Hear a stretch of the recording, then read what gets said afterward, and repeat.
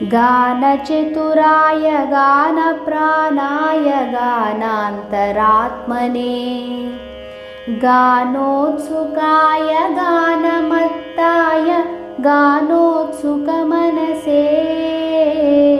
गुरुपूजिताय गुरुदैवताय गुरुकुलस्थायिने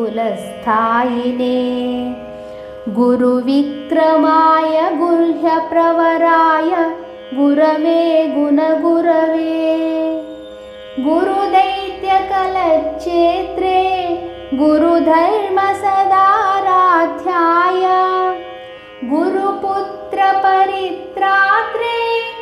गुरुपाखण्डखण्डकाय